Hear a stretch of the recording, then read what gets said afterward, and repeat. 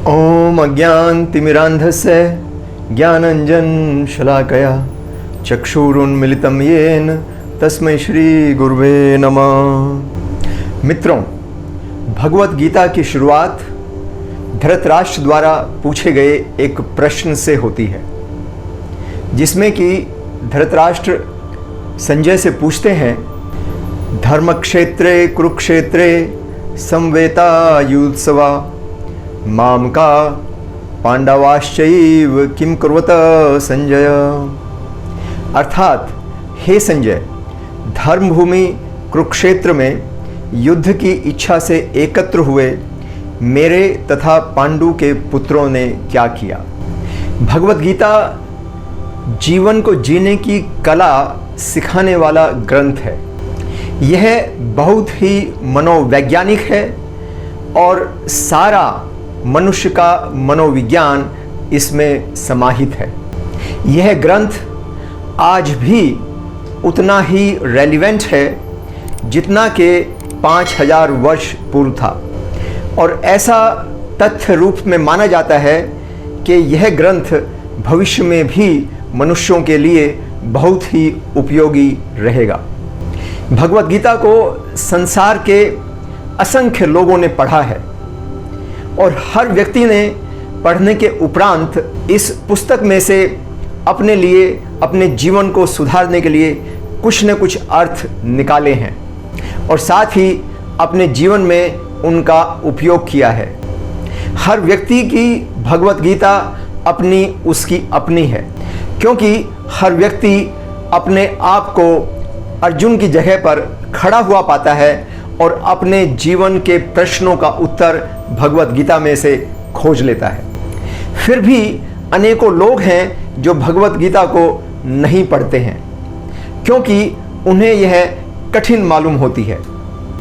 हमारे इस चैनल का उद्देश्य है कि हम मनुष्य के मनोविज्ञान को समझ सकें और साथ ही यह जान सकें कि भगवत गीता में दिए गए ज्ञान को किस प्रकार से हम अपने जीवन में उतार सकते हैं, उसका उपयोग कर सकते हैं। तो चलिए जानते हैं कि जब धृतराष्ट्र संजय से ये पूछते हैं कि हे संजय, मुझे यह बताओ कि धर्मक्षेत्र कुरुक्षेत्र में मेरे और पांडु के पुत्रों ने क्या किया, तो उसके पीछे क्या मनोविज्ञान है और किस प्रकार से हम उसका अपने जीवन में उपयोग कर सकते हैं। मेरी समझ के अनुसार यह बात बहुत स्पष्ट है कि धृतराष्ट्र बहुत ही घबराया हुआ है। वह शंकित है कि न जाने इस युद्ध में क्या होने वाला है। वह वृद्ध है, इंद्रियां शिथिल हो चुकी हैं, लेकिन उसके उपरांत भी वह युद्ध में पूरी तरह से सम्मिलित है और साथ ही अपने पुत्रों के भविष्य को लेकर बहुत ही अधिक चिंतित है। इसीलिए उसने यह प्रश्न तब पूछा जबकि अभी युद्ध प्रारंभ भी नहीं हुआ है। यहाँ पर यह बात भी महत्वपूर्ण है कि धृतराष्ट्र जन्म से ही नेत्रहीन है और अब वृद्ध हो चुका है, परंतु संसार को देखने की उसकी इच्छा समाप्त नहीं हुई है।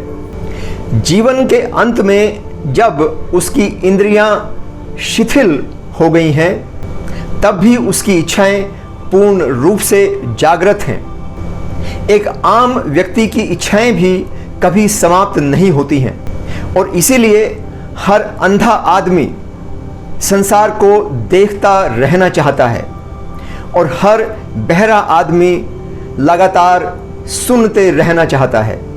इसका तात्पर्य यह हुआ कि यदि मनुष्य की इंद्रियां काम न भी कर रही हों, तो भी मन के भीतर छिपी हुई जीवन की वृत्तियां हमेशा जीवित बनी रहती हैं और हमेशा अपना खेल खेलती रहती हैं। अतः मनुष्य को यदि अपनी इंद्रियों पर विजय पानी है, तो उसे अपने जन्म जन्मांतर से चली आ रही वृत्तियों पर विजय पानी होगी और इंद्रियों को ऊपरी रूप से दमन करने से कुछ हासिल होने वाला नहीं है।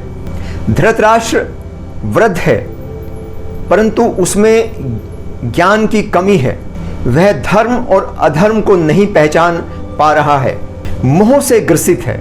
मोह सही निर्णय उसे नहीं लेने दे रहा है। वह डरा हुआ है कि न जाने युद्ध में क्या होने वाला है। तो इस प्रसंग में हम दो बातें मुख्य रूप से सीख सकते हैं। पहली तो ये कि मनुष्य को लगातार अपनी स्वाभाविक वृत्तियों पर विजय पाने के लिए प्रयासरत रहना चाहिए। इंद्रियों के दमन से या इच्छाओं को दबाने से केवल टेम्परेरी लाभ ही मिल सकता है। एक स्थिर लाभ तो तभी मिल सकता है जब हम लगातार अपने मन के ऊपर कार्य करें और मनोवैज्ञानिक रूप से वृत्तियों को कंट्रोल करने का कोई हल निकालें। अन्यथा इच्छाएं मनुष्य का जीवन भर पीछा करती रहती हैं। दूसरी सीख हमें यह लेनी है कि मोह या भावनाएं मनुष्य की बुद्धि का हरण कर लेती हैं। मोह ही है जो हमारे भय का मुख्य कारण भी है। मोह के वश में होकर हम गलत और सही का निर्णय नहीं कर पाते हैं। तो जीवन पथ पर रुककर हमें अपने आप से यह प्रश्न करना चाहिए कि कहीं मैं भी तो किसी भय से ग्रसित नहीं हूँ, कहीं किन्हीं विशेष परिस्थितियों में भावनाएं मेरे ऊपर भी तो हावी नहीं हो रही हैं। इस बात का ध्यान रखने की आवश्यकता है कि जब भी भावनाएं बढ़ती हैं तो बुद्धि कमजोर हो जाती है।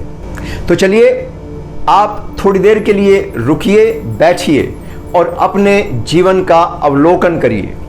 हरे कृष्ण कृष्ण कृष्ण हरे हरे, हरे राम राम राम हरे हरे।